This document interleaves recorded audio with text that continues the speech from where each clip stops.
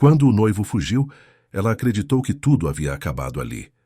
Mas o pai milionário enxergou sua dor e ofereceu abrigo proibido. Da ruína nasceu um amor que ninguém imaginou testemunhar, e a família inteira pagaria por tê-la tratado como nada. Comenta o que mais te tocou até aqui, e deixa o like e a inscrição. O vestido branco pesava mais do que deveria. Não pelo tecido, não pelas camadas de tule importado que Constança Valença havia insistido em escolher pessoalmente, mas pelo peso de tudo o que aquele momento representava. Ayla Monteiro ajeitou o véu pela 10ª vez, observando seu reflexo no espelho da sacristia. Os olhos castanhos, normalmente firmes e decididos, agora brilhavam com uma mistura de nervosismo e algo que ela relutava em admitir: dúvida. Do lado de fora, a Igreja Histórica de São Paulo fervilhava com 200 convidados. A elite paulistana estava ali, toda ela, sentada em bancos de mogno centenário, vestindo seus melhores trajes e suas máscaras sociais mais refinadas. Ayla conhecia bem aquelas máscaras. Havia aprendido a identificá-las durante os 2 anos em que namorou Tiago Valença, herdeiro do império da construção civil que erguia arranha-céus por todo o país. Ela não nasceu naquele mundo. Nasceu em Paraisópolis, na periferia de São Paulo, filha de uma costureira e de um pedreiro que morreu quando ela tinha 12 anos. A arquitetura entrou em sua vida como um sonho impossível, alimentado pelas revistas que sua mãe trazia das casas onde trabalhava. Ayla olhava aquelas páginas brilhantes e via mais do que prédios. Via possibilidades, via pontes entre mundos, via a chance de construir algo maior do que o destino que lhe foi dado. A bolsa integral na Universidade de São Paulo foi conquistada com sangue nos olhos, literalmente. Noites sem dormir, 3 empregos simultâneos, a humilhação diária de estar sempre com a roupa mais simples, o material mais velho, o olhar mais cansado. Seus colegas de classe chegavam de carro importado, discutiam viagens para Miami e Buenos Aires, enquanto ela dividia marmita com outros 2 bolsistas no cantinho da biblioteca. O elitismo do setor era uma parede de concreto armado, mas Ayla aprendeu a perfurá-la com inteligência, trabalho e uma resiliência que impressionava até seus professores mais céticos. Foi na universidade que seu talento começou a brilhar de verdade. Projetos de habitação popular, uso inteligente de materiais sustentáveis e de baixo custo, soluções arquitetônicas que dialogavam com as necessidades reais das pessoas comuns. Enquanto seus colegas desenhavam mansões e edifícios comerciais luxuosos, Ayla projetava dignidade. E foi exatamente isso que chamou a atenção de Tiago Valença quando ele visitou uma exposição de trabalhos acadêmicos no último ano dela. Tiago era tudo o que Ayla nunca imaginou ter: alto, elegante, com aquele sorriso fácil dos que nunca precisaram lutar por nada.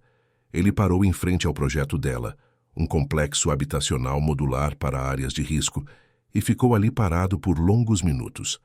Quando finalmente falou, foi para fazer perguntas técnicas surpreendentemente inteligentes. Ayla respondeu com a paixão de quem acredita no próprio trabalho. E algo aconteceu naquele momento. Algo que ela interpretou como conexão genuína. O namoro foi rápido, intenso, cinematográfico. Tiago a levava para restaurantes onde ela nunca havia entrado. Apresentava-a para pessoas cujos nomes ela só conhecia de revistas. Falava de um futuro onde o talento dela seria reconhecido e valorizado. Ayla deixou-se levar. Afinal, não era só um homem que a cortejava. Era a validação de que seu esforço, seu talento, sua inteligência finalmente teriam o espaço que mereciam. A família Valença era outra história. Otávio Valença, o patriarca, era um homem de 60 e poucos anos, cabelos grisalhos impecavelmente penteados, olhos que pareciam calcular o valor de tudo e de todos. Constança, sua esposa, era o retrato da frieza aristocrática, sempre impecável, sempre distante, sempre com aquele meio sorriso que não chegava aos olhos. E havia Mirtes, a tia de Tiago, uma mulher amarga que parecia guardar rancor de coisas que nem mesmo ela conseguia nomear. No primeiro jantar na mansão dos Valença, em um bairro nobre de São Paulo, Ayla sentiu o peso do julgamento. Constança a examinou da cabeça aos pés, notou cada detalhe do vestido que Ayla havia comprado em uma loja de departamentos, cada hesitação no uso dos talheres de prata, cada palavra escolhida com cuidado demais. Foi Constança quem, no meio do jantar, perguntou com falsa inocência qual era exatamente a profissão da mãe de Ayla. Costureira, Ayla respondeu com a cabeça erguida. E a melhor costureira que você poderia contratar, se quisesse algo feito com amor e perfeição. O silêncio que se seguiu foi mais eloquente do que qualquer palavra. Otávio pigarreou e mudou de assunto. Tiago apertou a mão dela por baixo da mesa. Constança sorriu aquele meio sorriso gelado e disse que era admirável, realmente, como algumas pessoas conseguiam superar suas origens. Mas foi também naquele jantar que Ayla percebeu algo curioso. Quando ela começou a falar sobre seus projetos, sobre suas ideias para a habitação popular sustentável, Otávio inclinou-se para a frente. Os olhos dele, calculistas e frios até então, ganharam um brilho diferente. Interesse. Não o interesse humano, compassivo, mas o interesse de quem vê oportunidade de lucro. Nos meses seguintes, Otávio começou a visitá-la, sempre com desculpas plausíveis. Queria conhecer melhor a futura nora, queria entender o trabalho dela, queria saber mais sobre suas visões. Ele elogiava seu talento com palavras que soavam sinceras, falava sobre como o Grupo Valença poderia se beneficiar de uma visão mais social, mais conectada com as reais necessidades do país. Ayla, seduzida pela possibilidade de finalmente ter os recursos para concretizar seus projetos, abriu-se completamente. Foi Tiago quem pediu, com aquela voz suave e aqueles olhos que pareciam tão sinceros, acesso aos seus projetos profissionais. Ele disse que queria ajudar, que queria apresentá-los ao pai de forma mais formal, que isso poderia abrir portas incríveis para ela.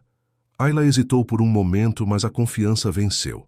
Ela entregou tudo: plantas, memoriais descritivos, cálculos, estudos de viabilidade, anos de trabalho condensados em arquivos digitais que representavam não apenas sua carreira, mas sua alma.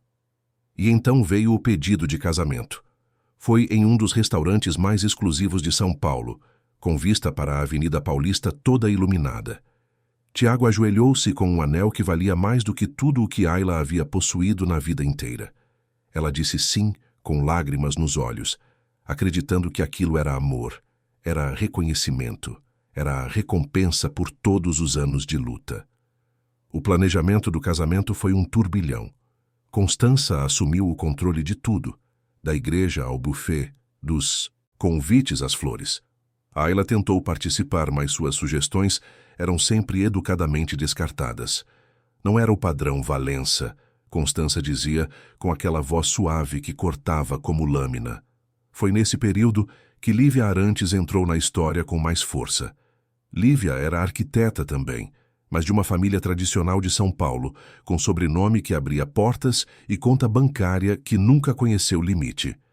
Ela e Ayla haviam se conhecido na universidade, e Lívia sempre foi gentil, sempre ofereceu ajuda, sempre esteve presente nos momentos mais difíceis.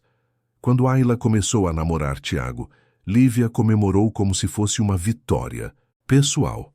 E quando o casamento foi anunciado, foi Lívia quem Tiago sugeriu como madrinha, alegando que seria lindo ter as duas mulheres mais importantes da vida dele unidas naquele momento.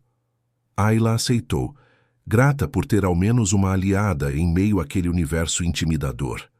Lívia estava sempre por perto, sempre disponível para ajudar com os preparativos, sempre com palavras de incentivo quando Constança era particularmente cruel. As duas passavam horas conversando sobre arquitetura, sobre sonhos, sobre o futuro. Ayla até mostrou a Lívia alguns de seus projetos mais pessoais, aqueles que ainda não havia compartilhado com ninguém. Agora, parada em frente ao espelho da sacristia, Ayla se perguntava por que aquela sensação de mal-estar não a abandonava. Era nervosismo normal de noiva, ela repetia para si mesma. Era natural ter frio na barriga, natural questionar se estava fazendo a escolha certa. Todas as noivas passavam por isso, não passavam? A música começou a tocar lá fora. O momento havia chegado. Ayla respirou fundo, ajeitou o buquê de rosas brancas e caminhou até a porta da sacristia. Sua mãe estava lá, com lágrimas nos olhos, vestindo o melhor vestido que havia costurado para a ocasião. Ela segurou a mão da filha e sussurrou que estava orgulhosa, que seu pai estaria orgulhoso, que Ayla merecia toda a felicidade do mundo. Mas antes de atravessar a porta, algo fez Ayla parar. Foi um impulso inexplicável, uma voz interior que a mandou olhar pela janela lateral da sacristia, aquela que dava para o estacionamento. E foi lá que ela viu. Tiago Valença, o noivo que deveria estar esperando no altar, corria pelo estacionamento de mãos dadas com Lívia Arantes. Não era uma corrida casual, não era um gesto inocente. Era a corrida de quem foge, de quem abandona, de quem escolhe outro caminho. Lívia ainda estava com o vestido de madrinha, um azul marinho elegante, e o rosto dela estava virado para Tiago com uma expressão que Ayla conhecia bem. Era a mesma expressão que ela própria tinha quando olhava para ele. O tempo parou. O buquê caiu das mãos de Ayla e se espatifou no chão de mármore. As rosas brancas se espalharam como uma profecia quebrada. Sua mãe gritou algo, mas o som chegou abafado, distante, irreal. Ayla não conseguia tirar os olhos da janela, da cena que se desdobrava no estacionamento como um pesadelo em plena luz do dia. Havia um fotógrafo. Não o fotógrafo oficial do casamento, mas alguém escondido atrás de um carro. Alguém que claramente estava ali para registrar exatamente aquilo. O flash disparou várias vezes. Tiago e Lívia entraram em um carro e partiram em alta velocidade, deixando para trás poeira, pneus cantando no asfalto e o coração de Ayla despedaçado em 1000 pedaços. A música continuava tocando. Os convidados esperavam. E Ayla finalmente entendeu. Tudo, desde o começo, havia sido uma mentira cuidadosamente construída. Foram os minutos mais longos da vida dela. Ayla ficou ali, paralisada, tentando processar o que acabara de ver. Sua mãe chorava, tentava ampará-la, chamava por ajuda. Uma das coordenadoras do casamento entrou correndo na sacristia, o rosto pálido dizendo que o noivo não estava no altar, que ninguém sabia onde ele estava, que havia algum problema. Problema. Que palavra pequena para uma catástrofe tão grande. Ayla finalmente se moveu. Ela se virou, o vestido branco rodando ao seu redor como uma nuvem de algodão amargo, e caminhou até o altar. Não porque quisesse, não porque fizesse sentido, mas porque seu corpo agiu no piloto automático, enquanto sua mente ainda tentava compreender a traição. Quando ela atravessou as portas da igreja e começou a caminhar pelo corredor central, o silêncio foi absoluto.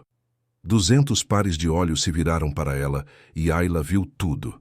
A surpresa, a pena, o constrangimento e, em alguns rostos, algo pior. Satisfação. A satisfação de quem sempre soube que uma menina da periferia não pertencia àquele mundo. A família Valença estava na primeira fileira. Otávio mantinha uma expressão neutra, quase entediada, como se aquilo fosse apenas mais um inconveniente nos negócios. Constança, por sua vez, não esboçou surpresa nenhuma. Seus olhos encontraram os de Ayla por um breve segundo, e naquele olhar havia algo perturbador. Conhecimento. Ela sabia. A matriarca da família Valença sabia exatamente o que estava acontecendo. Ayla chegou ao altar vazio. O padre estava visivelmente desconfortável, sem saber o que fazer ou dizer.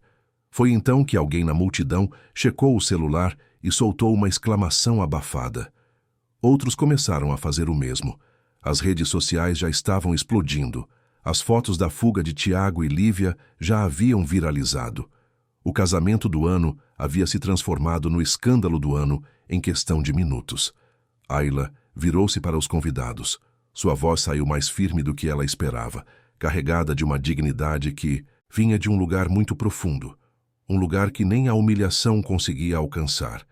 Parece que houve uma mudança de planos. Agradeço a presença de todos. O casamento está cancelado. Ela desceu do altar, a cabeça erguida, os passos firmes e caminhou de volta pelo corredor. Desta vez não havia música. Só havia o som de seus sapatos no chão de pedra e o murmúrio crescente dos convidados. Quando passou pela família Valença, Otávio fez menção de se levantar. mas Ayla o ignorou completamente. Constança permaneceu sentada, aquele meio sorriso fantasmagórico nos lábios. Nos dias que se seguiram, Ayla mergulhou em um oceano de dor e humilhação pública. As fotos estavam em todo lugar, nos sites de fofoca, nos jornais, nas conversas de bar, nos grupos de WhatsApp. Ayla Monteiro, a noiva abandonada, a arquiteta que quis subir na vida e acabou caindo na frente de todo mundo. Os comentários eram cruéis, especialmente aqueles que sugeriam que ela deveria ter ficado em seu lugar, que tinha tentado alcançar algo que não lhe pertencia. Mas foi em meio a essa dor que a verdade começou a emergir. 3 dias após o casamento que nunca aconteceu, Ayla recebeu a visita de um homem que ela nunca havia visto antes. Ele se apresentou como Henrique Duarte, advogado, e disse que tinha informações que ela precisava saber. Henrique não era um advogado qualquer.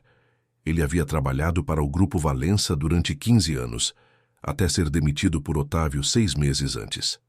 A demissão havia sido injusta, baseada em falsas acusações, e Henrique havia guardado algo precioso durante todos aqueles anos. Documentos, muitos documentos. Sentado na sala modesta da casa de Ayla, onde ela havia voltado a morar com a mãe após o fiasco, Henrique espalhou papéis sobre a mesa, contratos, e-mails, registros bancários. Conforme ele explicava, Ayla sentia o chão desaparecer sob seus pés novamente, mas desta vez por um motivo diferente. Tudo havia sido planejado. Desde o começo, os Valença haviam identificado Ayla ainda na universidade, não por amor, não por acaso, mas porque ela representava algo valioso, uma mente brilhante com projetos inovadores na área de habitação popular, exatamente o nicho que o Grupo Valença queria explorar. Não por bondade, não por responsabilidade social, mas porque havia dinheiro público envolvido. Muitos contratos governamentais, muitos subsídios, muita oportunidade de lucro com programas habitacionais. O plano era simples e cruel: seduzir Ayla, ganhar sua confiança, obter seus projetos, e então descartá-la antes que ela pudesse reivindicar qualquer direito sobre o próprio trabalho. Tiago havia sido escolhido para essa missão. Lívia, que sempre foi amiga da família Valença muito antes de conhecer Ayla, havia sido plantada como espiã emocional, a pessoa em quem Ayla confiaria quando as coisas ficassem difíceis. O namoro acelerado não foi paixão, foi estratégia. O pedido de casamento cinematográfico não foi amor, foi teatro. E a inserção de Lívia como madrinha não foi coincidência. Foi a garantia de que alguém estaria perto o suficiente para monitorar cada passo de Ayla. Henrique mostrou e-mails entre Tiago e Lívia que datavam de meses antes de Ayla sequer conhecer o herdeiro dos Valença. Eles já se relacionavam há anos, escondidos, esperando o momento certo de assumir publicamente. E naqueles e-mails, eles discutiam Ayla como se ela fosse um projeto, um alvo de uma peça em um tabuleiro. Mas o pior ainda estava por vir. Henrique puxou uma pasta diferente, mais grossa, mais pesada. Dentro dela estava a prova do roubo intelectual. Todos os projetos que Ayla havia confiado a Tiago haviam sido registrados em nome do Grupo Valença. Cada planta, cada inovação, cada detalhe que ela havia criado com seu suor e sua genialidade, agora pertencia legalmente à família que a havia traído. E havia mais, muito mais. Desvios de verbas, contratos fraudulentos, subornos a funcionários públicos. O Grupo Valença era um império construído sobre alicerces podres, e Ayla havia sido apenas mais uma vítima em uma longa lista de pessoas usadas e descartadas. "Por que você está me contando isso?" Ayla perguntou, a voz rouca de tanto chorar nos dias anteriores. "Porque eu também fui usado por eles. Porque eu vi muita gente ser destruída por essa família. E porque, pela primeira vez, em 15 anos eu tenho provas suficientes para fazer alguma coisa. Mas eu preciso de você. Preciso que você denuncie, que você lute, que você não deixe eles vencerem mais uma vez." Ayla olhou para aqueles documentos espalhados sobre a mesa. Olhou para a própria vida despedaçada. Olhou para o futuro que havia imaginado e que agora era apenas cinzas, e sentiu algo começar a crescer dentro dela, algo que não era dor, não era desespero, mas algo muito mais poderoso: raiva. Uma raiva fria, calculada, transformadora. Naquela noite, Ayla mal dormiu. Sua mente trabalhava a 1000 por hora, processando informações, conectando pontos, construindo estratégias. Ela havia passado a vida inteira sendo subestimada, sendo vista como menos, como alguém que não pertencia. E cada vez que isso acontecia, ela provou estar errada. Cada vez que uma porta foi fechada na sua cara, ela encontrou uma janela. Cada vez que alguém disse que ela não era capaz, ela mostrou que era. Desta vez não seria diferente. Seria, na verdade, muito maior. Nos dias seguintes, Ayla começou a reconstruir sua vida a partir dos escombros. Ela procurou os melhores advogados especializados em propriedade intelectual que conseguiu encontrar. Reuniu cada e-mail, cada mensagem, cada conversa que tinha guardado com Tiago e Lívia. Henrique forneceu a documentação interna do Grupo Valença. Juntos, eles montaram um caso que era não apenas sólido, mas devastador. Mas Ayla sabia que processos judiciais levavam tempo. E ela não tinha só tempo. Ela tinha algo mais urgente: a necessidade de sobreviver, de reconstruir sua reputação, de não deixar que aquela humilhação definisse quem ela era. Foi então que ela fez algo inesperado. Ela deu uma entrevista. Não para uma revista de fofoca, não para um programa sensacionalista, mas para um jornal sério, respeitado, onde pode contar sua história, com dignidade. Falou sobre suas origens, sobre seu trabalho, sobre como havia sido usada e descartada. Falou sobre os projetos roubados, sobre a conspiração, sobre tudo.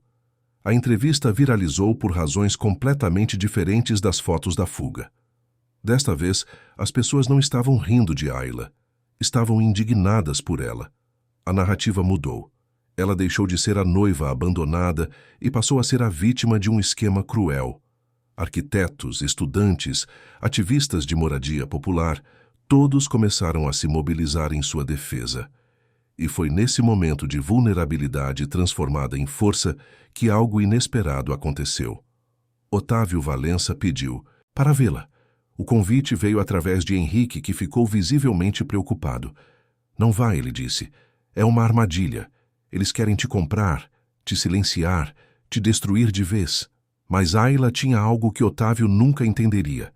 Ela não tinha mais nada a perder. E quando você não tem nada a perder, você tem tudo a ganhar. O encontro foi marcado em um café discreto no centro de São Paulo.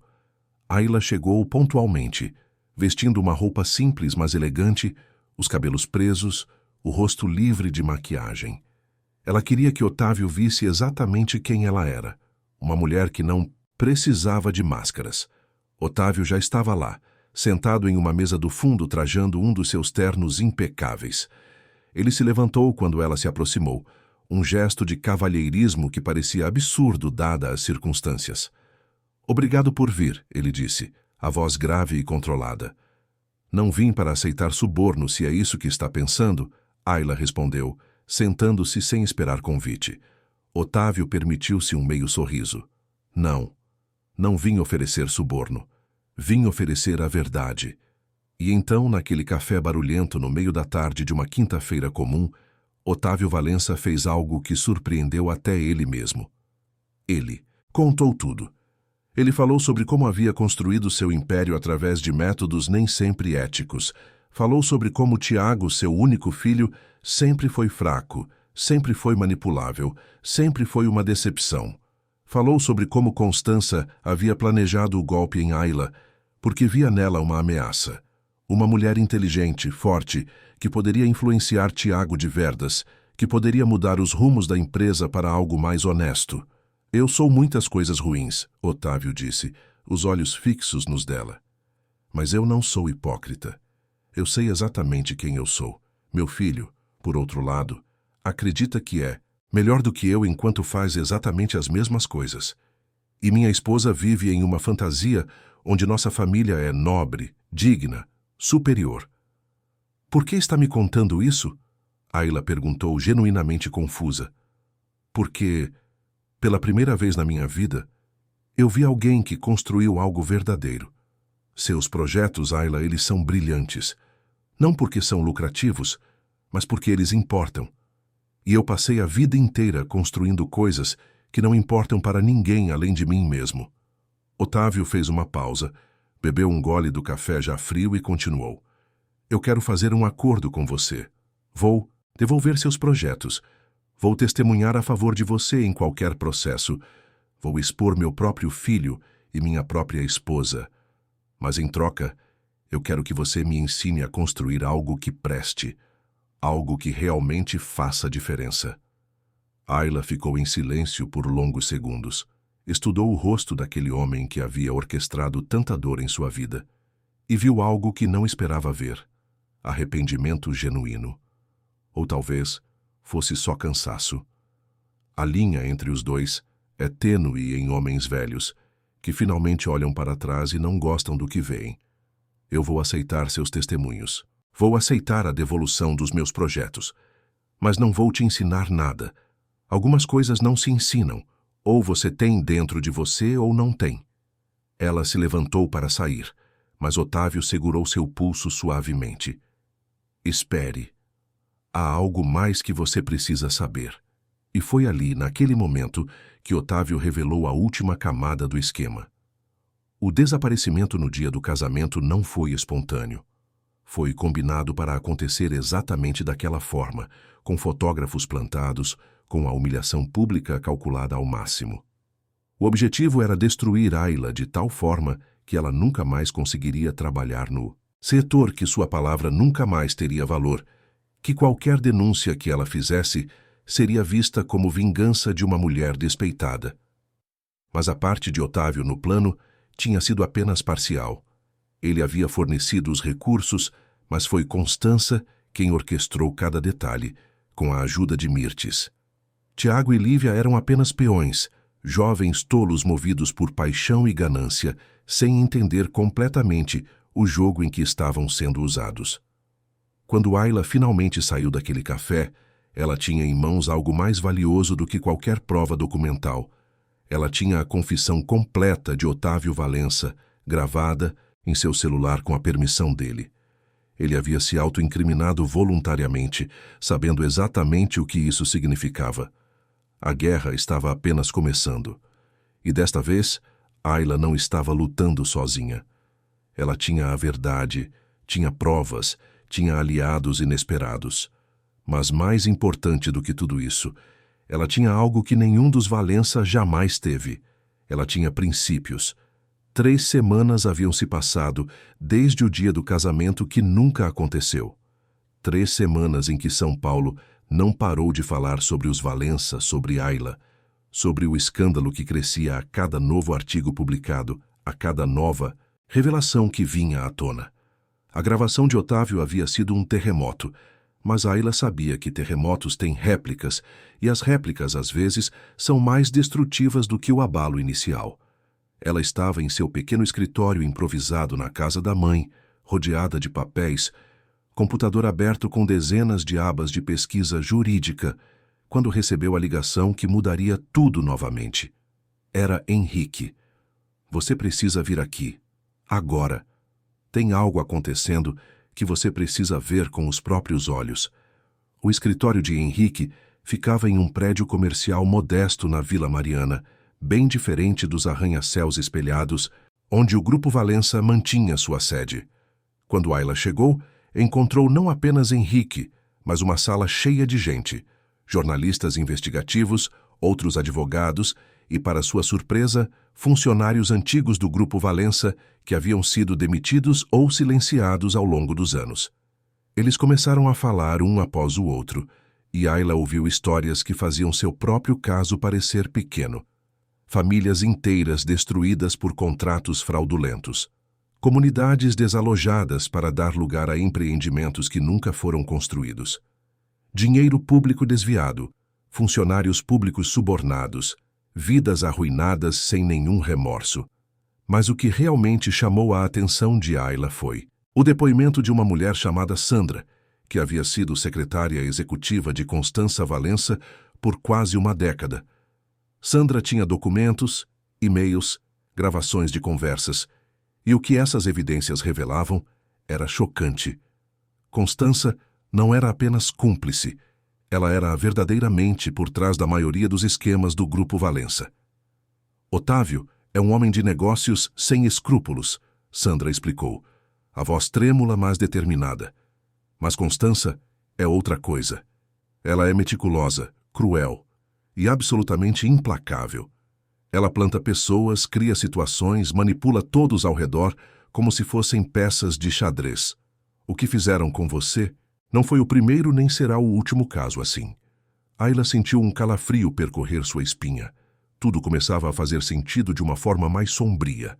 A frieza de Constança no dia do casamento, a falta de surpresa, aquele meio sorriso. Ela não estava apenas assistindo. Ela estava saboreando o próprio sucesso. Ao longo daquela tarde, o grupo montou uma estratégia. Não seria apenas um processo judicial.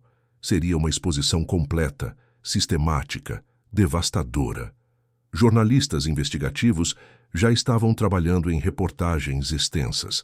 Promotores públicos haviam sido contatados. E, mais importante, outras vítimas estavam se organizando para processar o Grupo Valença em uma ação coletiva sem precedentes. Mas quando Ayla saiu daquele escritório ao anoitecer, ela não sentiu triunfo. Sentiu peso. O peso da responsabilidade de estar liderando algo muito maior do que ela mesma, algo que poderia mudar vidas, mas também destruí-las, inclusive a dela. Foi naquela noite que Ayla teve a ideia. Uma ideia tão absurda, tão impossível, tão ousada, que ela mesma riu quando o pensamento atravessou sua mente pela primeira vez. Mas quanto mais ela pensava, mais a ideia ganhava forma, ganhava lógica, ganhava poder. Se ela realmente quisesse destruir o império dos Valença, não bastava expor os crimes. Era preciso fazer algo simbólico, algo que mostrasse ao mundo que ela não estava apenas buscando vingança ou justiça. Ela estava tomando o que era dela por direito. Ela estava tomando o poder. E para isso, ela precisava fazer algo que ninguém esperaria. Algo que pareceria loucura para qualquer pessoa sensata. Mas Ayla havia aprendido algo crucial naquelas 3 semanas. Pessoas sensatas não mudam o mundo. Pessoas sensatas aceitam o mundo como ele é. Ela passou os dias seguintes se preparando. Estudou cada detalhe da estrutura corporativa do Grupo Valença, cada contrato, cada acordo societário, cada ponto fraco. Conversou com advogados especializados em direito empresarial. Perguntou sobre precedentes, sobre possibilidades, sobre o que seria legal e o que seria apenas criativo. E então ela pediu outra reunião com Otávio. Desta vez, o encontro foi na própria mansão dos Valença, um casarão imponente em um dos bairros mais nobres de São Paulo. Ayla não tinha estado lá desde aquele jantar constrangedor meses antes, e voltar àquele lugar carregava um peso emocional que ela não havia antecipado completamente. Otávio a recebeu em seu escritório particular, uma sala toda revestida de madeira escura, com estantes cheias de livros que provavelmente nunca foram lidos, e quadros caros que serviam mais como investimento do que como arte. Ele parecia mais velho do que da última vez que se viram, como se as semanas tivessem sido anos para ele. Vim aqui fazer uma proposta, Ayla disse, sem preâmbulos, sua voz firme e clara. Estou ouvindo. Ayla respirou fundo. Era agora ou nunca. Case-se comigo. O silêncio que se seguiu foi tão profundo que ela podia ouvir o tic-tac do relógio antigo na parede. Otávio a encarou como se ela tivesse falado em uma língua alienígena. Então, lentamente, ele começou a entender que ela estava falando sério. Você enlouqueceu completamente, ele disse, mas não havia condenação em sua voz. Havia quase curiosidade. Não. Eu finalmente enxerguei com clareza. Ayla se inclinou para a frente, os olhos fixos nos dele. Você quer se redimir. Eu quero justiça e poder para fazer a diferença real. Seu filho te envergonhou, sua esposa te manipula e você está cansado de ser marionete do próprio império que construiu. Eu tenho a visão que sua empresa precisa. Você tem os recursos que meus projetos precisam. Isso é... Otávio parou procurando palavras. Isso é insanidade. Isso é estratégia. Pense bem, se nos casarmos, eu terei direitos reais sobre o Grupo Valença. Não como favor, não como concessão, mas como direito conjugal. E você terá ao seu lado alguém que pode transformar essa empresa de um antro de corrupção em algo que realmente construa, que realmente importe. E o que eu ganho com isso, além de me tornar o homem mais odiado de São Paulo? Você ganha a chance de morrer sabendo que construiu algo que vai durar além de você. Algo que não será desmantelado assim que você partir. Você ganha legado de verdade, não essa fachada podre que vai desmoronar no primeiro processo. Otávio ficou em silêncio por longos minutos. Ayla podia ver os cálculos acontecendo atrás daqueles olhos experientes. Ele não estava pensando com o coração, obviamente. Homens como ele não pensavam com o coração. Ele estava medindo riscos, avaliando ganhos, processando a proposta como processaria qualquer negócio. Minha esposa vai me destruir por isso. Sua esposa já está te destruindo. A diferença é que você vai escolher como isso acontece. Meu filho vai me repudiar. Seu filho já te repudiou quando fugiu como covarde e roubou de você a única chance de ter uma nora que prestasse. A sociedade vai nos crucificar. A sociedade já nos crucificou. A diferença é que desta vez nós vamos estar por cima quando a poeira baixar. Otávio levantou-se, caminhou até a janela que dava para o jardim impecável da mansão. São Paulo brilhava ao longe, uma selva de concreto e vidro que ele havia ajudado a construir. E Ayla percebeu que ele estava realmente considerando. Não por amor, não por paixão, mas por algo talvez mais poderoso. A chance de reescrever o final da própria história. 3 meses, ele disse finalmente sem se virar. Me dê 3 meses para organizar as coisas. Para tirar Constança da empresa, para blindar os contratos, para preparar o terreno. E então, ele se virou, e havia algo nos olhos dele que Ayla não conseguiu decifrar completamente. E então, faremos esse acordo. Não é um acordo, Ayla corrigiu. É um casamento. Chame do que quiser. Para mim sempre foi tudo a mesma coisa. Ayla saiu daquela mansão com a certeza de que havia acabado de fazer a aposta mais arriscada da sua vida. Nos dias que se seguiram, ela não contou a ninguém, nem para sua mãe, nem para Henrique, nem para os aliados que havia conquistado. Porque ela sabia que todos tentariam dissuadi-la. Todos diriam que era loucura, que era perigoso, que ela estava repetindo o erro de confiar em um Valença. Mas eles não entendiam. Não era confiança, era xadrez. E pela primeira vez na vida, Ayla estava jogando para ganhar de verdade. Os 3 meses foram um turbilhão. Publicamente, os processos contra o Grupo Valença avançavam. A imprensa divulgava novas revelações quase semanalmente. Constança deu uma entrevista desastrosa, na qual tentou se fazer de vítima, e acabou parecendo exatamente o que era. Uma mulher fria e calculista. Tiago e Lívia haviam sumido, supostamente para o exterior, fugindo das consequências de seus atos. Enquanto isso, discretamente, Otávio começou a fazer exatamente o que havia prometido. Removeu Constança de todos os cargos executivos, alegando conflitos de interesse devido às investigações. Reestruturou contratos, blindou ativos, preparou o terreno. E Ayla, por sua vez, trabalhou incansavelmente em seus projetos, aperfeiçoando cada detalhe, preparando-se para o momento em que teria os recursos para executá-los. Eles se encontravam semanalmente para discussões de negócios. Sempre em lugares públicos, sempre com advogados presentes, sempre documentando tudo. E nesses encontros, algo estranho começou a acontecer. Eles desenvolveram uma espécie de respeito mútuo. Não era carinho, não era afeto, mas era reconhecimento. 2 sobreviventes em um mundo cruel, fazendo o que precisava ser feito. Quando os 3 meses terminaram, Otávio cumpriu sua palavra. E foi assim, em uma cerimônia civil discreta, com apenas 2 testemunhas e nenhuma celebração, que Ayla Monteiro se tornou Ayla Monteiro Valença. A reação foi exatamente o que ela esperava, explosiva. A imprensa chamou de escândalo sobre escândalo. Os sites de fofoca inventaram teorias cada vez mais absurdas. Que Ayla estava grávida, que era um golpe para roubar herança, que ela havia enfeitiçado o velho Valença com magia negra.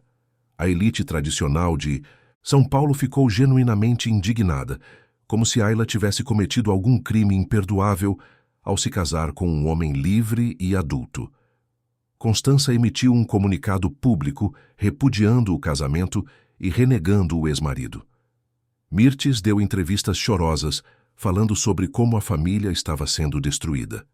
E de algum lugar da Europa, Tiago emitiu um comunicado morno desejando felicidades ao pai. Mas a reação que mais importava para Ayla foi outra. Foi a das pessoas comuns, daquelas que viram na sua trajetória não um escândalo, mas uma história de resistência. As redes sociais se dividiram. Alguns a chamavam de oportunista. Outros a viam como uma mulher que estava virando o jogo a seu favor. E lentamente, vagarosamente, a narrativa começou a mudar mais uma vez. Ayla se mudou para a cobertura de Otávio, um apartamento luxuoso que estava vazio há anos, desde que ele e Constança haviam se separado de fato, mesmo antes do divórcio oficial. Era um espaço frio, masculino, sem personalidade. Ayla o transformou, não com luxo, mas com propósito. Cada cantinho ganhou vida, cada espaço foi reorganizado para funcionar, para fazer sentido. E então veio o golpe de mestre, em sua primeira ação oficial como esposa de Otávio Valença e nova membro do Conselho do Grupo Valença.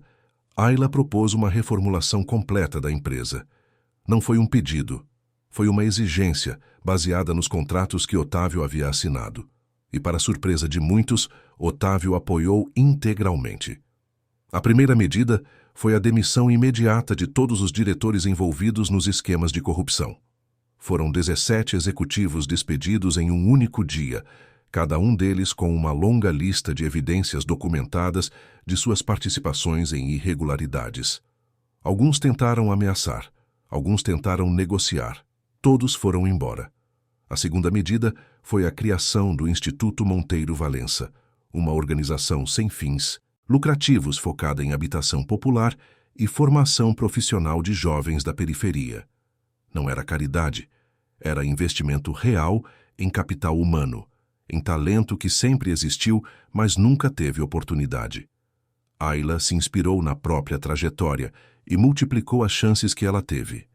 O Instituto começou em uma sede modesta na zona leste de São Paulo, mas com estrutura de verdade, cursos técnicos de construção civil, arquitetura, design, administração, bolsas integrais para estudantes de baixa renda, parcerias com universidades e, mais importante, os projetos que Ayla havia criado, aqueles que foram roubados e devolvidos, começaram finalmente a ser executados.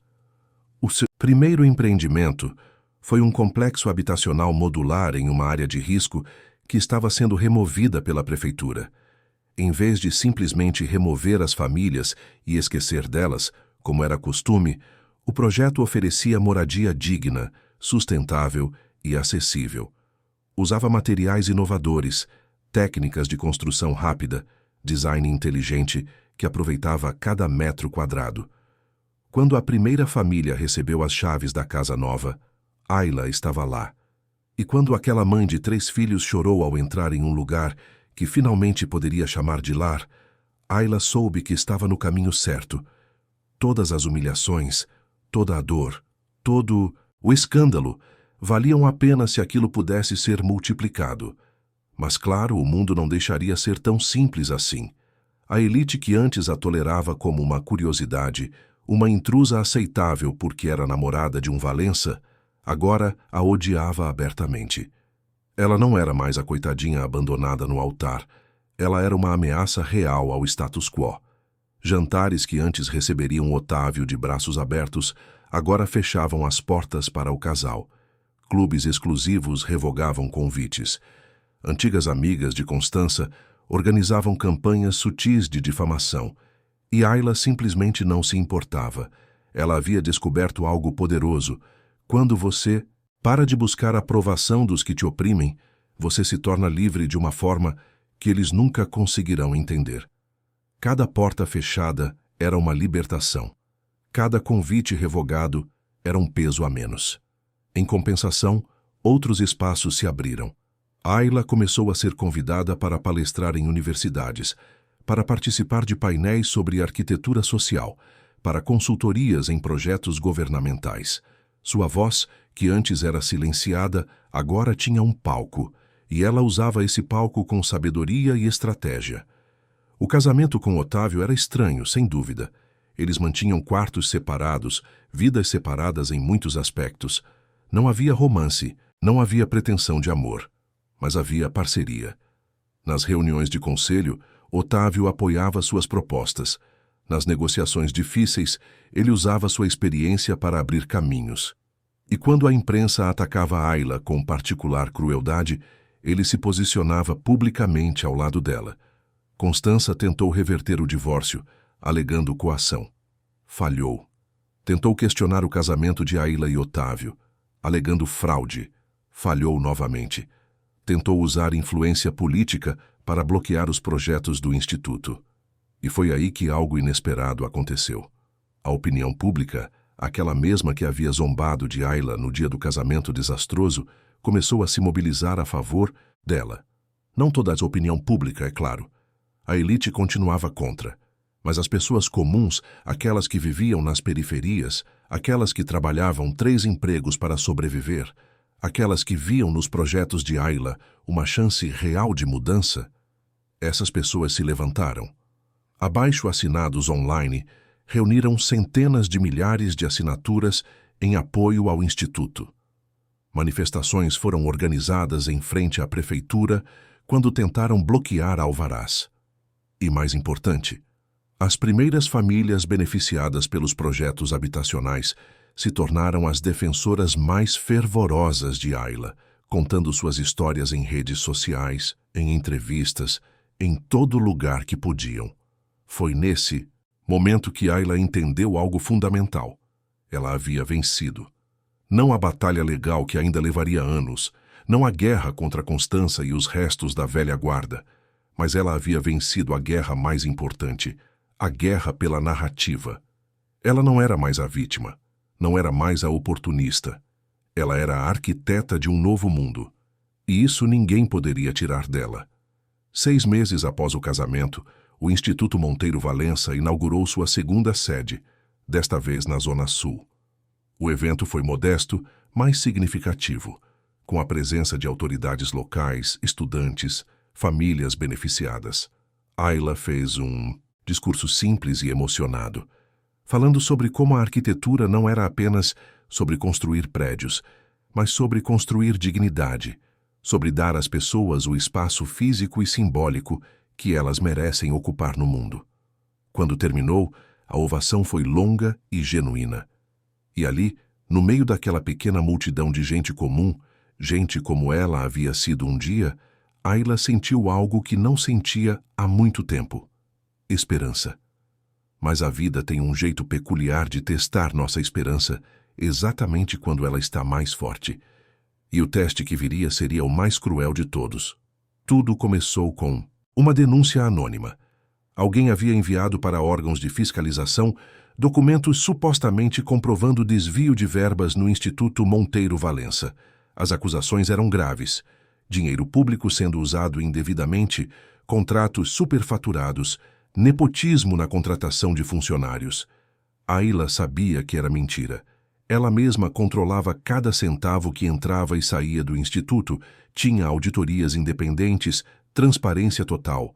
Mas sabia também que em um país onde a corrupção era endêmica, acusações como essas grudam como graxa, independentemente da verdade.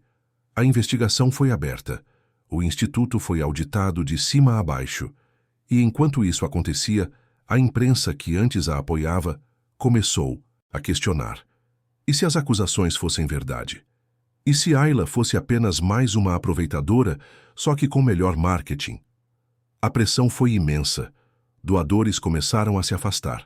Parceiros institucionais pediram para rever contratos. E então veio o golpe final. Baseada em provas falsas, mas convincentemente fabricadas, Ayla foi presa. Foram apenas 3 dias de detenção preventiva, até que advogados conseguissem provar a falsificação dos documentos. Mas foram 3 dias que a marcaram para sempre. Na cela, Ayla dividiu espaço com mulheres que o sistema havia esquecido completamente. Mulheres presas por roubarem comida para os filhos. Mulheres aguardando julgamento há anos por crimes menores. Mulheres invisíveis que a sociedade preferia fingir que não existiam. E foi ali, naquele lugar de dor e abandono, que Ayla tomou outra decisão. O Instituto não seria apenas sobre habitação e formação profissional. Seria também sobre assistência jurídica, sobre apoio às famílias, sobre dar voz aos que nunca tiveram chance de serem ouvidos. Quando foi libertada, Ayla não fez declarações raivosas, não xingou o sistema, não se fez de vítima. Ela simplesmente disse: "Conheci mulheres incríveis nos últimos dias, mulheres que merecem muito mais do que esse país oferece a elas. E vou garantir que elas tenham essa chance." A investigação provou que as acusações eram completamente falsas. As provas haviam sido forjadas com sofisticação, mas não com perfeição suficiente. E quando investigadores começaram a rastrear a origem dos documentos falsos, encontraram algo interessante. A trilha levava de volta aos círculos de Constança Valença e Mirtes. Mas mesmo com a inocência provada, o dano à reputação estava feito. A desconfiança pública havia crescido. E foi exatamente nesse momento de vulnerabilidade que uma nova ferida se abriu. Uma ferida que viria de um lugar que Ayla jamais imaginou. Lívia Arantes ressurgiu, mas não como a vilã em fuga. Ela ressurgiu reinventada, transformada, com uma nova narrativa cuidadosamente construída.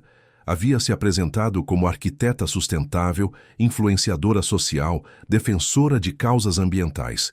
Tinha milhões de seguidores nas redes sociais, parcerias com grandes marcas. E o que era pior, havia vencido um prêmio internacional de arquitetura com um projeto que era, na essência, uma cópia mal disfarçada do trabalho original de Ayla. A premiação foi divulgada com pompa e circunstância.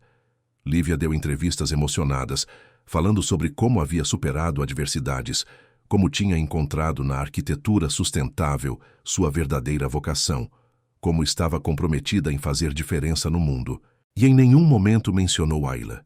Em nenhum momento reconheceu de onde vieram as ideias que havia roubado.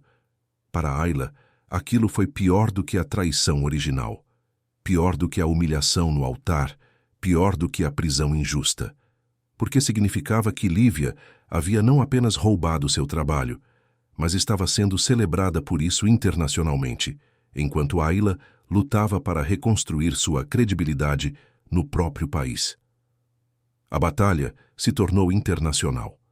Arquitetos que conheciam o trabalho original de Ayla começaram a fazer denúncias públicas. Estudantes organizaram protestos. A própria Ayla preparou uma contestação formal junto à organização que havia dado o prêmio a Lívia. Documentos, provas de autoria, testemunhas, tudo foi mobilizado. E a opinião pública mundial se dividiu. Alguns defendiam Lívia, dizendo que ideias arquitetônicas não podem ser patenteadas, que a inspiração é livre. Outros defendiam Ayla, apontando as semelhanças óbvias demais para serem coincidência. O debate invadiu universidades, congressos, revistas especializadas.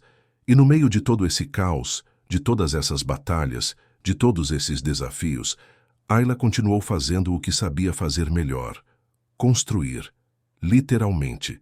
O Instituto seguia crescendo, os projetos habitacionais se multiplicavam, vidas continuavam sendo transformadas, porque para ela a vingança não estava em destruir os que a feriram. Estava em provar todos os dias que ela era exatamente o que sempre disse ser: uma arquiteta com propósito, com visão, com compromisso real. Um ano havia se passado desde que Ayla e Otávio selaram aquela união improvável que São Paulo ainda não sabia categorizar direito. Casamento de negócios, aliança estratégica ou algo mais complexo que emergia lentamente, construído não sobre paixão, mas sobre respeito mútuo e objetivos compartilhados. A verdade é que nem mesmo eles sabiam responder com certeza. O apartamento na cobertura havia se transformado completamente. Não era mais aquele espaço frio e masculino que Ayla havia encontrado ao se mudar. Agora havia plantas nas varandas, quadros de artistas brasileiros desconhecidos nas paredes, uma biblioteca crescente com livros sobre urbanismo e arquitetura social. E havia vida. Uma vida estranha, diferente, mas vida. Otávio passava mais tempo em casa do que costumava. Não porque fosse obrigado, mas porque descobriu que gostava de debater projetos com Ayla, de ouvir suas ideias, de vê-la transformar teorias em realidade palpável. Ele nunca havia convivido com alguém que trabalhasse por algo além do lucro imediato, e isso o fascinava de uma forma que ele não sabia expressar. Eles jantavam juntos algumas vezes por semana, conversando sobre o dia, sobre desafios, sobre os próximos passos do Instituto. E, ocasionalmente, em momentos cada vez mais frequentes, conversavam sobre outras coisas, sobre infância, sobre arrependimentos, sobre a natureza humana. Não era romance, mas era intimidade de um tipo diferente, construída sobre honestidade brutal e ausência de pretensão. Foi em uma dessas noites que Otávio disse algo que surpreendeu até ele mesmo. Sabe, às vezes eu olho para o que você está construindo e me pergunto como seria minha vida se eu tivesse conhecido alguém como você 40 anos atrás. Ayla olhou para ele, estudando o rosto marcado por décadas de decisões difíceis e escolhas moralmente questionáveis. Provavelmente você teria me ignorado completamente. Eu era uma menina da periferia, sem nada para oferecer além de sonhos. Otávio sorriu, um sorriso genuíno que transformava completamente sua expressão normalmente severa. Talvez. Ou talvez eu fosse menos idiota naquela época. A gente nunca sabe. Mas enquanto essa parceria improvável se solidificava, o mundo exterior continuava em ebulição. O caso Lívia seguia sendo manchete internacional.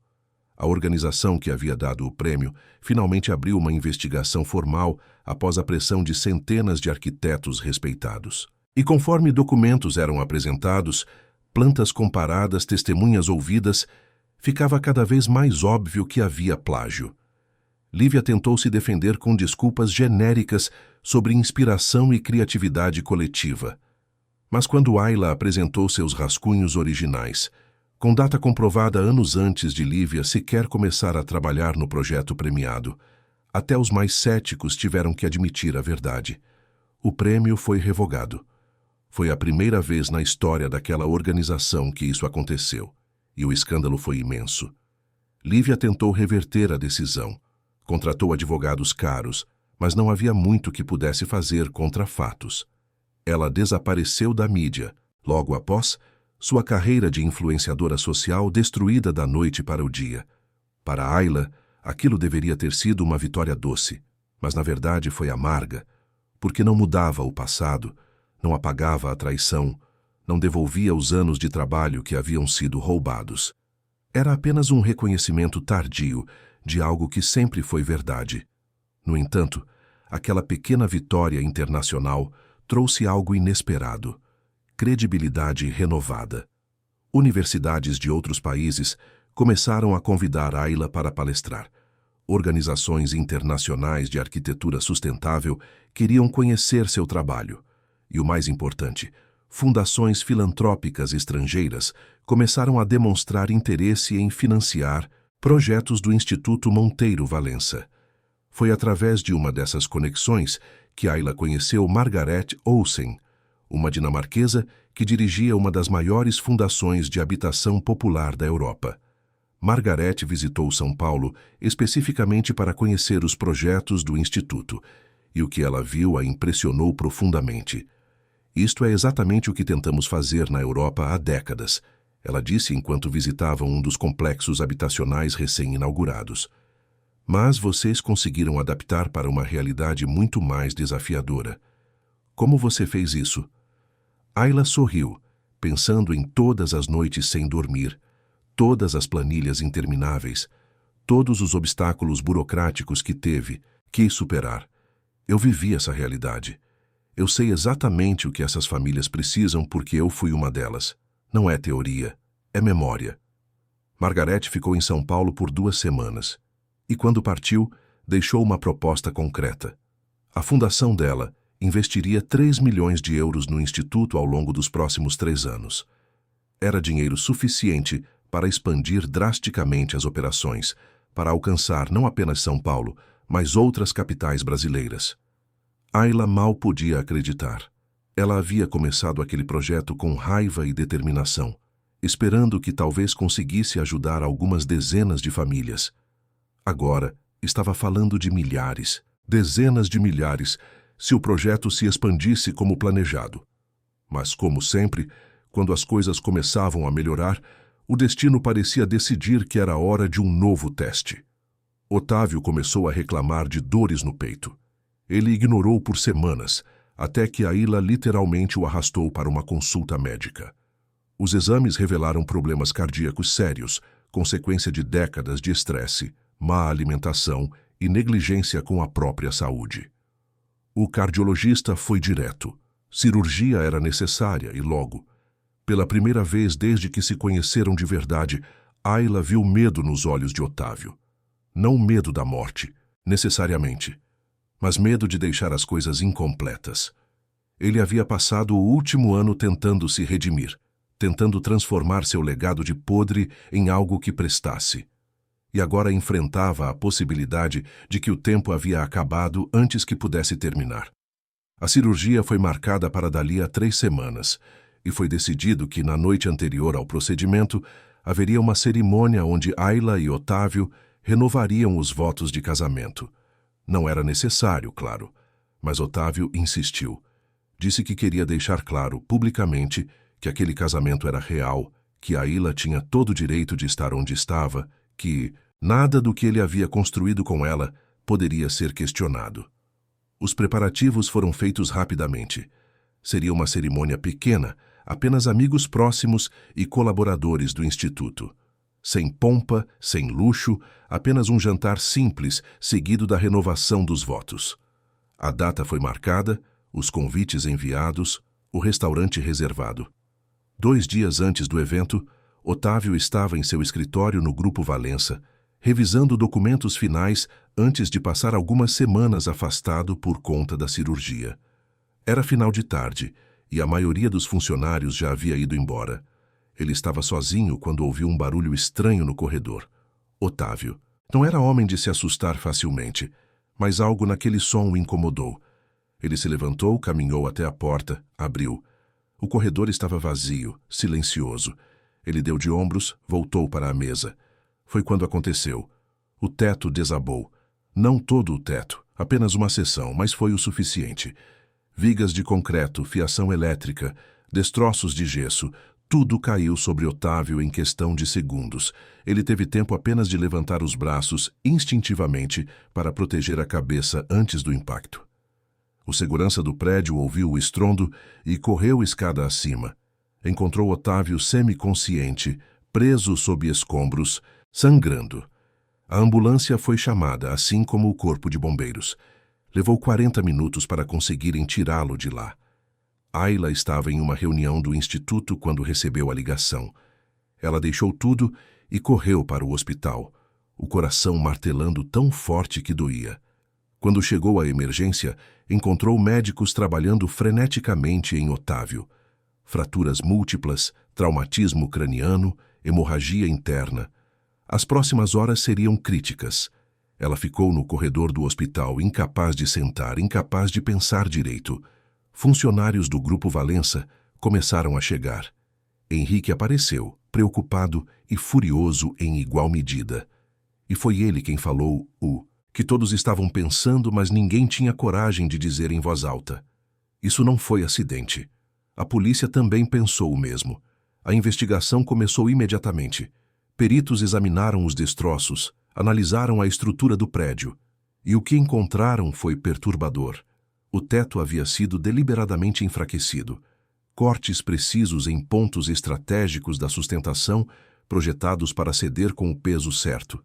E mais, o sistema de som do corredor havia sido manipulado para emitir aquele ruído estranho, justamente para fazer Otávio levantar e ficar no lugar exato onde o teto cairia. Alguém tinha tentando matar Otávio Valença. E tinha, planejado aquilo com precisão cirúrgica. A notícia vazou para a imprensa antes que a polícia pudesse controlar. São Paulo inteira falava sobre o atentado. Especulações corriam soltas. Inimigos antigos de Otávio? Alguém querendo impedir as mudanças no Grupo Valença? Ou algo ainda mais sinistro? As investigações revelaram algo que fez o estômago de Ayla revirar. O atentado tinha ligação com a velha elite empresarial que Otávio havia contrariado ao mudar o rumo da empresa.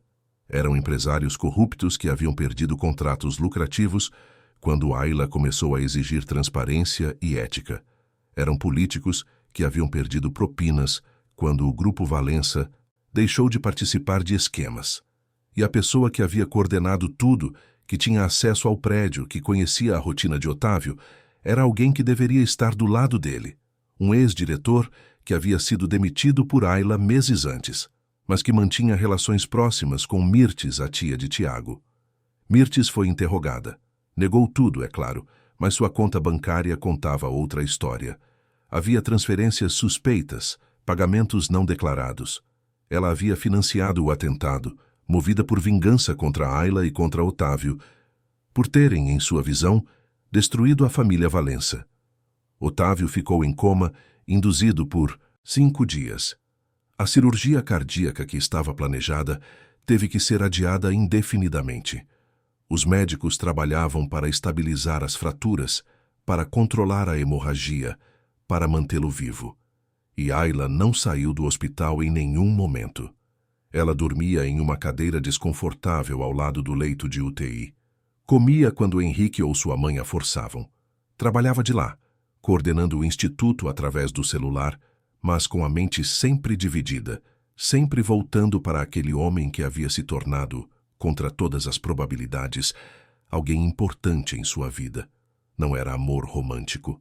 Ayla tinha clareza disso. Mas era algo profundo e real. Era parceria, era lealdade, era reconhecimento mútuo de 2 pessoas que haviam escolhido construir algo maior que eles mesmos juntos. Foi no 6º dia que Otávio finalmente acordou.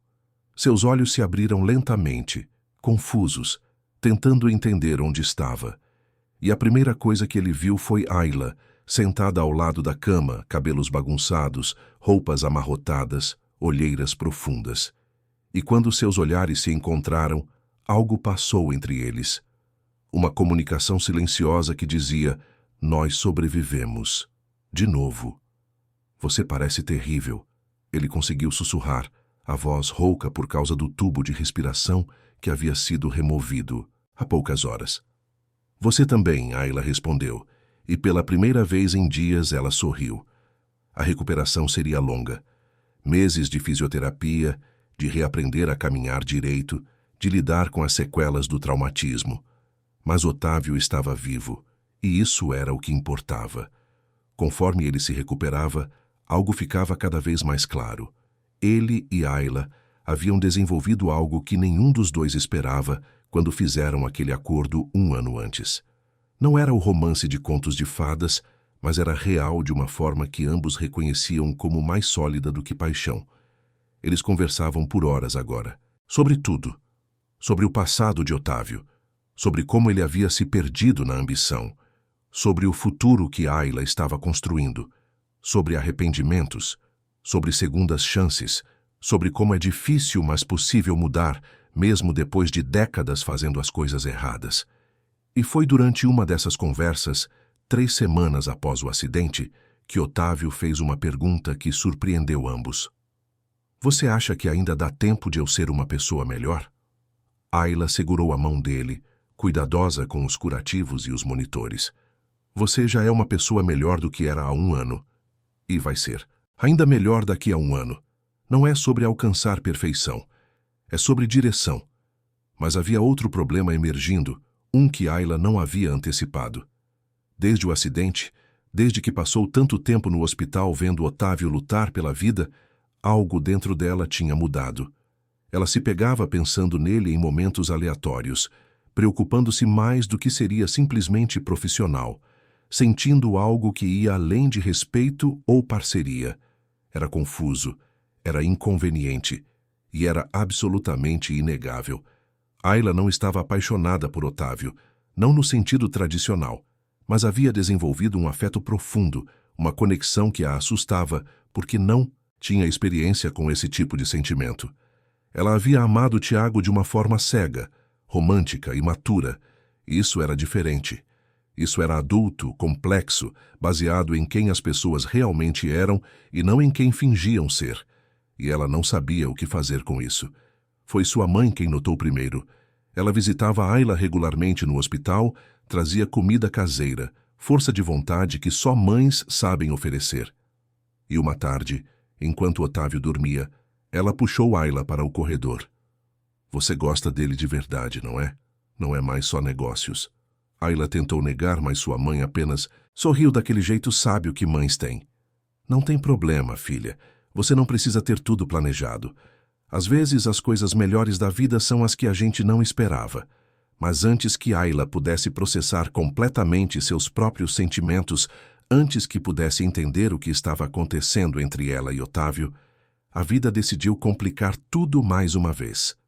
Do nada, Tiago Valença voltou ao Brasil. Não publicamente, não com alarde. Ele chegou discreto, hospedou-se em um hotel sem nome, e então fez algo inesperado. Tentou visitar o pai no hospital. Os seguranças o barraram. Ayla foi chamada para decidir se permitiria a visita. Quando desceu e o encontrou no saguão do hospital, foi como olhar para um fantasma. Tiago estava diferente, mais magro, mais velho, com uma expressão derrotada que contrastava completamente com a arrogância que ela lembrava. Eu só quero ver meu pai, ele disse, a voz baixa, quase suplicante. Seu pai quase foi morto por gente que você e sua família deixaram entrar na vida de vocês. Você acha mesmo que tem direito de estar aqui? Eu sei o que fiz. Eu sei que não tem perdão, mas ele é meu pai e eu preciso... Ele pausou, os olhos marejados. Eu preciso que ele saiba que eu arrependo. De tudo. Ayla o estudou por longos segundos. Parte dela queria mandá-lo embora. Queria fechar aquela porta definitivamente. Mas outra parte, a parte que havia crescido nos últimos meses, a parte que estava aprendendo sobre segundas chances e redenção, hesitou. Eu vou perguntar a ele. Se ele quiser te ver, você pode entrar. Se não quiser, você vai embora e nunca mais volta. Entendido? Tiago concordou, visivelmente abalado pela gentileza mínima que não esperava receber. Ayla voltou ao quarto, encontrou Otávio acordado. Ela contou sobre Tiago, observou. O rosto do marido processara a informação. Ele ficou em silêncio por tanto tempo que ela pensou que não responderia. Deixa ele entrar, Otávio disse finalmente, mas fica aqui comigo. Eu não quero ficar sozinho com ele. Então Tiago entrou, e foi um dos momentos mais desconfortáveis que Ayla já presenciou. Pai e filho se olharam através de um abismo de mágoas, traições, decepções acumuladas. Tiago tentou falar, tropeçou nas palavras, acabou apenas dizendo: Pai, eu sinto muito antes de começar a chorar. Otávio não chorou. Ele nunca chorava, mas sua voz estava carregada de emoção quando finalmente falou. Você era meu filho, minha única chance de deixar algo que prestasse no mundo. E você jogou tudo fora por covardia e ganância. Como eu perdoo isso? Você não precisa perdoar, Tiago respondeu. Eu não vim aqui pedir perdão. Vim dizer que você estava certo. Sobre tudo. Sobre ela, ele olhou para Ayla. Sobre como eu era fraco. Sobre como eu desperdicei todas as chances que tive. Não há redenção instantânea. Não há abraços emotivos e finais felizes imediatos em situações como essa. Mas houve, naquele quarto de hospital, um começo microscópico de algo que poderia, eventualmente, se tornar cura. Ou, pelo menos, a possibilidade dela. Tiago saiu após apenas 15 minutos. Ele deixou um número de telefone, disse que estaria em São Paulo por algumas semanas se Otávio quisesse conversar mais. E então partiu, levando consigo um pedaço do passado que havia assombrado todos eles. Quando ele se foi, Otávio olhou para Ayla com uma expressão que ela não conseguiu decifrar completamente. Você poderia ter o mandado embora sem nem me consultar. Por que não fez isso? Porque segundas chances são importantes. Você me deu uma. Eu te dei uma, talvez ele também mereça a dele. Ou talvez não. Mas a decisão tinha que ser sua. Otávio estendeu a mão e Ayla a segurou. E ali ficaram, em silêncio confortável, processando tudo o que havia acontecido, tudo o que estava acontecendo, tudo o que ainda estava por vir. 2 anos. Haviam se passado 2 anos desde o casamento, que São Paulo chamou de escândalo, e que Ayla chamou de estratégia. 2 anos desde que ela decidiu virar o jogo, em vez de aceitar o papel de vítima. E olhando para trás, mesmo com todos os percalços, todas as batalhas, todas as feridas que ainda não haviam cicatrizado completamente, Ayla sabia que havia feito a escolha certa. O Instituto Monteiro Valença tinha agora 5 sedes espalhadas por São Paulo e acabava de abrir a primeira unidade no Rio de Janeiro. Mais de 3.000 famílias haviam sido beneficiadas com moradia digna. 200 jovens da periferia haviam recebido formação profissional e conseguido empregos na área de construção civil e arquitetura.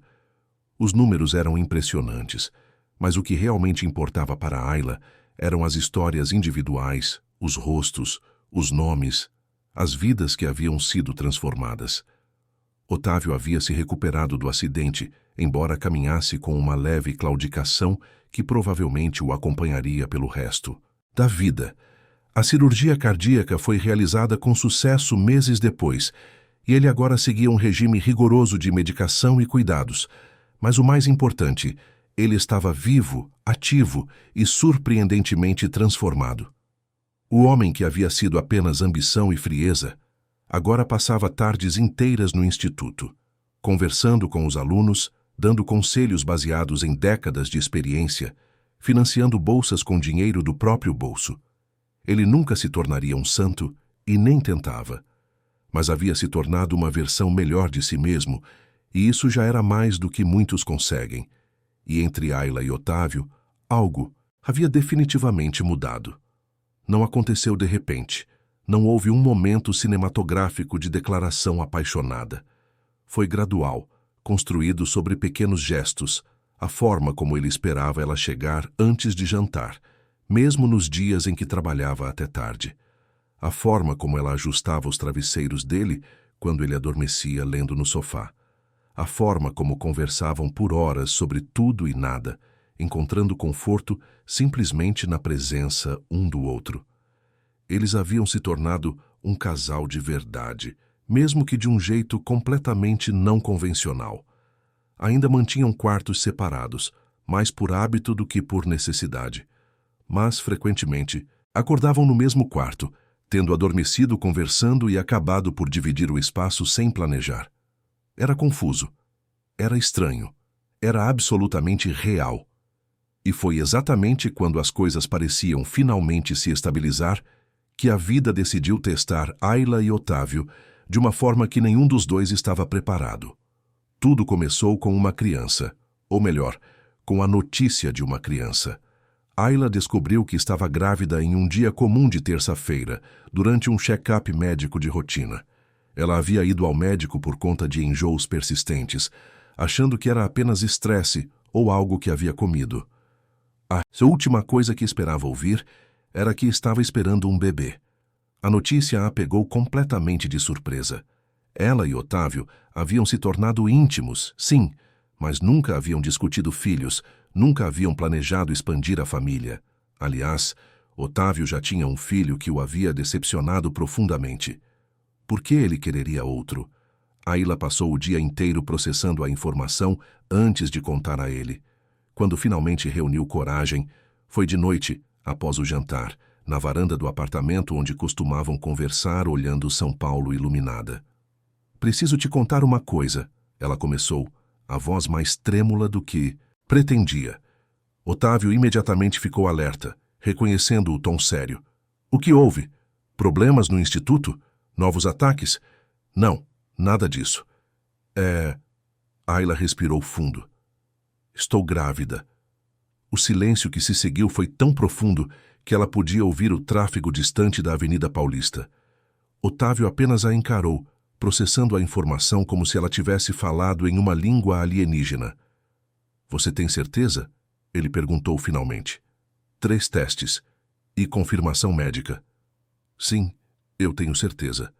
Otávio se levantou, caminhou até a grade da varanda, olhou para a cidade. Ayla não conseguia ver sua expressão, mas podia sentir a tensão em suas costas. Os minutos se arrastaram como horas até ele finalmente se virar. E o que você quer fazer? A pergunta era justa. Eles tinham um casamento não tradicional, uma parceria que havia evoluído para algo mais, mas que ainda era indefinível. Um filho mudaria tudo, de formas que nenhum dos dois podia prever completamente. Eu vou ter esse bebê, Ayla disse, a voz firme. Mas não vou te obrigar a ser pai se você não quiser. Nós nunca combinamos isso.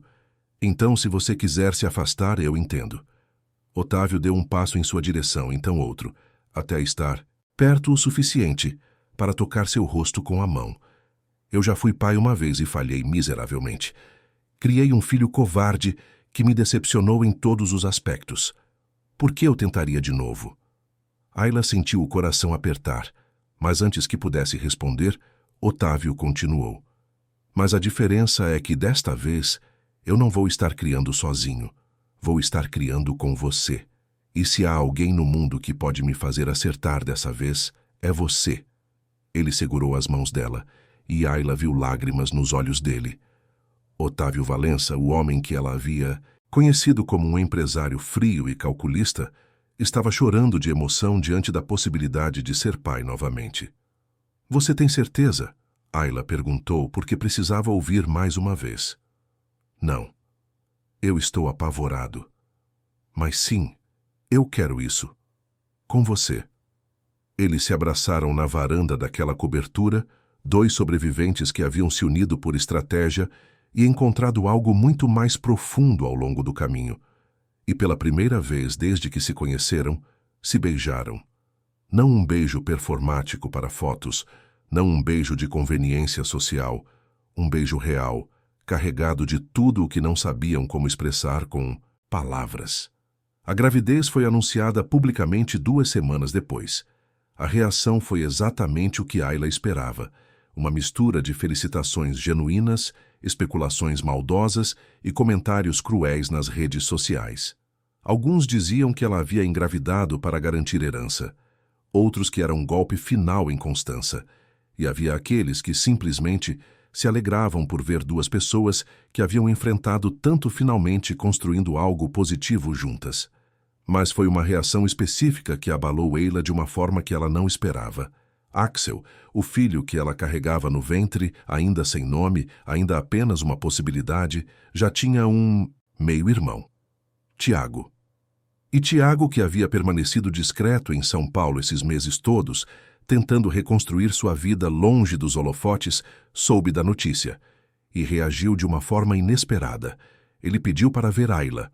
Eles se encontraram em um café neutro, longe dos lugares que costumavam frequentar, longe de olhos conhecidos. Tiago parecia mais velho, mais cansado, mas também mais genuíno do que Ayla se lembrava. As máscaras haviam caído, revelando alguém que ela percebeu nunca ter realmente conhecido. Eu não vim aqui tentar me redimir ou pedir seu perdão, Tiago começou. Eu sei que não mereço nenhuma coisa nem outra. Mas quando soube que você e meu pai vão ter um filho, eu precisei te dizer algo. Ayla apenas ouviu, guardando distância emocional. Eu fui criado em um ambiente tóxico. Minha mãe me ensinou que valor vinha de sobrenome e dinheiro. Meu pai me ensinou que sentimentos eram fraqueza. E eu me tornei exatamente o monstro que eles criaram. Ele pausou, os olhos fixos na xícara de café.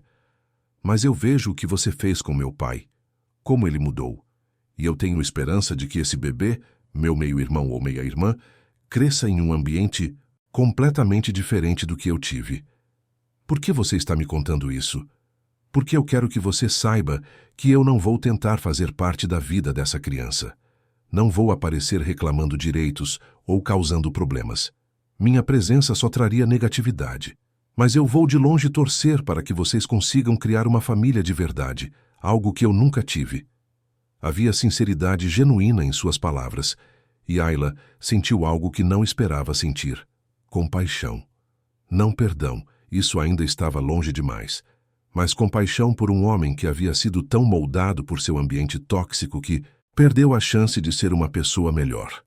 Você sabe, ela disse finalmente, um dia, quando essa criança crescer e perguntar sobre família, eu vou contar a verdade. Toda ela. E vou deixar que ela decida se quer ou não te conhecer. Mas isso vai ser escolha dela, não minha. Tiago assentiu visivelmente emocionado. É mais do que eu mereço. Obrigado. Eles se despediram sem abraços, sem promessas vazias de amizade futura. Apenas dois estranhos que compartilhavam história dolorosa e agora, inesperadamente, compartilhariam uma conexão sanguínea através de uma criança. A gravidez progrediu, e com ela, Ayla e Otávio se transformaram. Eles viraram aquele tipo de casal que vai a ultrassons juntos, que passa fins de semana escolhendo enxoval, que discute sobre nomes com seriedade e também com humor. E em algum momento daqueles meses, sem anúncio formal, sem grande declaração, eles simplesmente se apaixonaram. De verdade.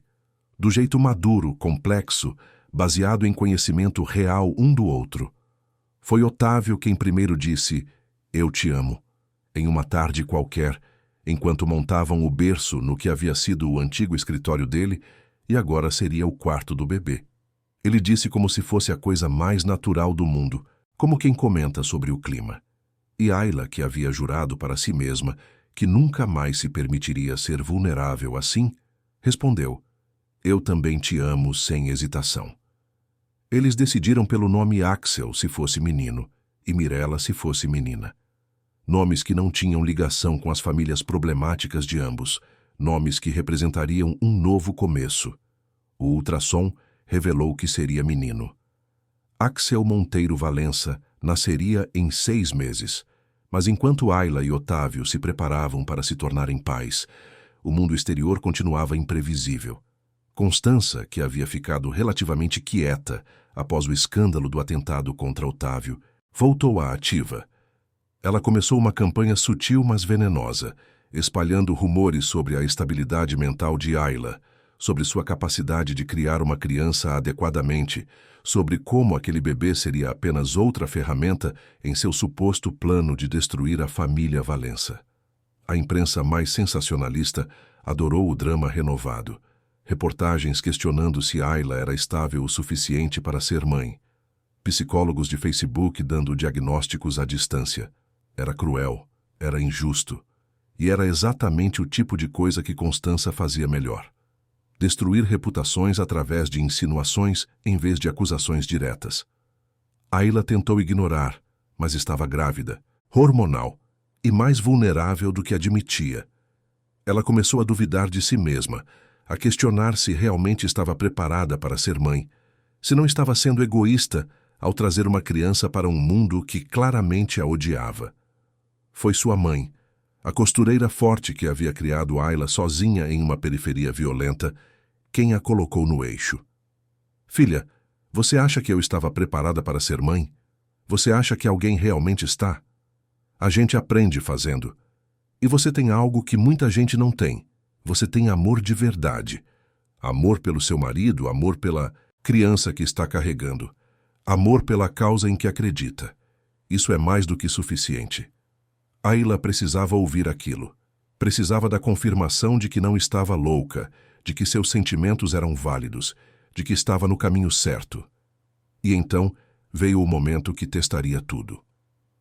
Axel nasceu em uma tarde de outono paulistano, após 14 horas de trabalho de parto que testaram os limites de resistência de Ayla. Otávio esteve ao lado dela a cada segundo, segurando sua mão, limpando seu suor, sussurrando palavras de encorajamento. E quando aquele pequeno ser humano finalmente emergiu, chorando forte, perfeito em sua imperfeição, algo dentro de Ayla simplesmente se quebrou e se recompôs ao mesmo tempo. Ela segurou Axel pela primeira vez e entendeu com clareza absoluta que tudo pelo que havia passado, toda dor, toda humilhação, toda luta, havia valido a pena para chegar àquele momento. Porque aquele bebê representava não apenas um filho, mas a prova viva de que transformação é possível, de que pessoas podem mudar, de que amor pode crescer nos lugares mais improváveis. Otávio chorou ao segurar o filho pela primeira vez. Lágrimas que continham décadas de arrependimento por Tiago, décadas de dureza que finalmente se permitia amolecer, décadas de vida vivida de forma errada, que agora tinham uma segunda chance de serem vividas direito. Os primeiros meses com Axel foram um turbilhão de fraldas, noites sem dormir e alegrias pequenas que pareciam enormes. Ver o primeiro sorriso, ouvir o primeiro riso, testemunhar cada pequeno marco do desenvolvimento.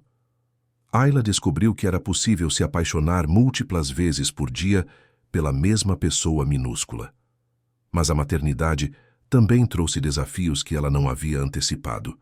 Balancear o instituto, a empresa, a família, tudo ao mesmo tempo era quase impossível. Havia dias em que Ayla se sentia esmagada, inadequada, perdida. E foi nesses momentos que ela descobriu a importância de pedir ajuda, de aceitar que não precisava ser perfeita, que estava tudo bem não dar conta de tudo sozinha. Otávio revelou-se um pai surpreendentemente dedicado. Ele, que havia sido tão ausente na criação de Tiago, agora estava presente em cada momento possível. Trocava fraldas às 3 da manhã, cantarolava músicas desafinadas para Axel dormir, carregava o bebê no sling enquanto revisava documentos do trabalho.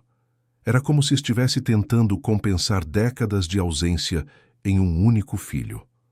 Quando Axel completou 6 meses, Ayla e Otávio decidiram fazer algo significativo: oficializar ainda mais sua união com uma cerimônia de renovação de votos. A primeira tentativa havia sido interrompida pelo atentado. Desta vez, seria diferente. Simples, íntima, apenas para celebrar o que eles haviam construído. A cerimônia aconteceu no jardim de um pequeno sítio, nos arredores de São Paulo, com apenas 20 pessoas presentes. Família próxima, amigos verdadeiros, colaboradores do instituto que haviam se tornado parte importante de suas vidas. Axel estava lá no colo da avó, usando uma roupa pequena que ela mesma havia costurado. Ayla vestia um vestido simples, branco, completamente diferente do vestido pomposo que havia usado naquele dia fatídico anos atrás. Otávio usava um terno discreto, e quando eles se posicionaram frente a frente, segurando as mãos um do outro, foi diferente de tudo. Eu não casei com você por amor, Ayla disse, porque haviam decidido escrever votos honestos. Casei por estratégia, por necessidade, por vingança, talvez. Mas eu me apaixonei por você ao longo do caminho. Me apaixonei pelo homem que você decidiu se tornar, não pelo homem que você era. E hoje, renovando esses votos, eu escolho você de verdade. Não por conveniência, não por necessidade, por amor. Otávio tinha lágrimas escorrendo pelo rosto quando respondeu: Eu passei 70 anos da minha vida sendo um homem que eu não respeito. Construí um império sobre mentiras, machuquei pessoas, criei um filho que me odeia. E então você apareceu, não pedindo permissão, não esperando aprovação, apenas existindo com aquela força toda. E você me deu algo que eu não sabia que era possível: uma segunda chance de ser humano. Eu te amo, não apenas porque você me salvou, mas porque você me mostrou que eu valia a pena ser salvo. Não houve beijos cinematográficos ou aplausos efusivos. Apenas um abraço longo, profundo, carregado de tudo o que haviam vivido juntos e tudo o que ainda viveriam. E quando todos se dispersaram para o jantar, Ayla ficou um momento sozinha, olhando Axel dormindo tranquilo nos braços da avó, olhando Otávio conversando animadamente com jovens do instituto, olhando tudo o que havia construído a partir das ruínas do que outros tentaram destruir. Mas a vida, ela já havia aprendido, nunca deixava ninguém confortável por muito tempo, e quando ela achava que finalmente podia respirar, algo aconteceria para lembrá-la de que as batalhas ainda não haviam terminado. 3 meses após a cerimônia de renovação de votos, quando Axel já começava a engatinhar e explorar o mundo com curiosidade infinita, Ayla recebeu uma ligação que mudou tudo novamente. Era da polícia. Tiago havia aparecido na delegacia, dizendo que precisava falar com ela urgentemente, que tinha informações sobre uma ameaça. Ayla hesitou. Sua primeira reação foi ignorar, achar que era mais um drama, mais uma manipulação. Mas algo na voz do policial ao telefone a fez reconsiderar. Havia seriedade real ali, preocupação genuína. Ela foi à delegacia sozinha, não contando a Otávio para não preocupá-lo desnecessariamente. Tiago estava em uma sala de espera, visivelmente abalado. Quando viu Ayla, ele se levantou rapidamente. Eu sei que não tenho direito de estar aqui, de te pedir nada. Mas isso é sobre Axel, sobre vocês. Tem gente planejando algo. Ayla sentou-se, mantendo distância física e emocional. Que tipo de algo? Tiago respirou fundo, como se reunisse coragem. Eu tenho mantido contato mínimo com algumas pessoas do passado.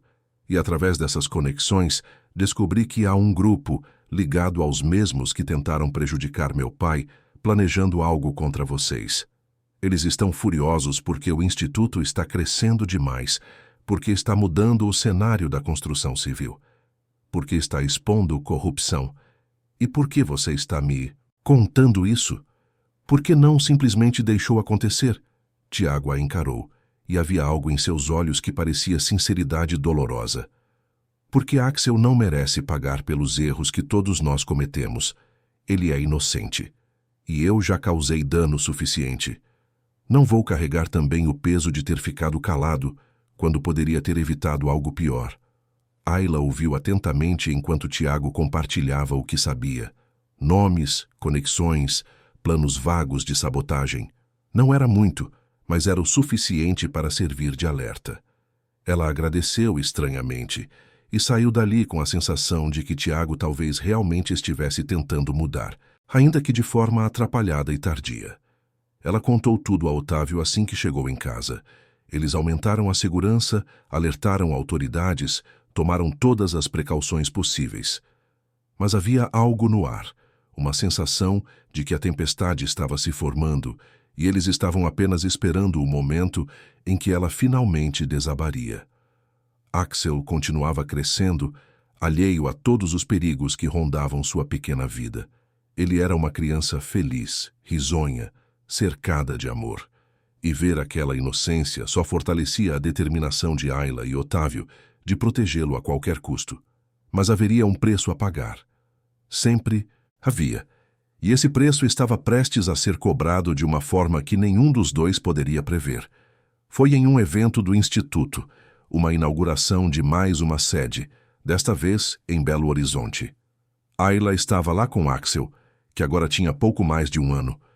Otávio havia ficado em São Paulo por compromissos inadiáveis, e foi naquele momento de celebração, cercada de pessoas, de alegria, de conquistas, que Ayla percebeu algo errado. Axel estava inquieto, chorando mais do que o normal.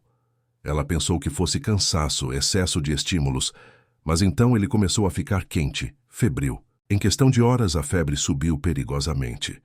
Ayla o levou correndo para o hospital mais próximo, o coração disparado de pânico.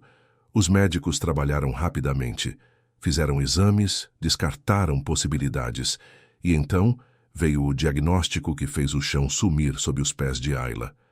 Axel tinha uma infecção grave, possivelmente contraída através de algo que comeu ou tocou, e o quadro estava evoluindo rapidamente. Otávio pegou o primeiro voo para Belo Horizonte. Chegou ao hospital com o rosto transtornado, a mesma expressão que Ayla via em seu próprio reflexo. Eles passaram 3 dias em vigília enquanto Axel lutava, tão pequeno, tão frágil, ligado a máquinas que pareciam grandes demais para aquele corpinho. E foi naqueles dias, naquele hospital em uma cidade que não era a deles, que Ayla e Otávio descobriram uma força que não sabiam possuir. A força de esperar, de confiar, de continuar respirando mesmo quando cada respiração dói. Axel se recuperou. Lentamente, mas se recuperou. A febre baixou, a infecção foi controlada e aquele sorriso luminoso voltou ao rostinho dele.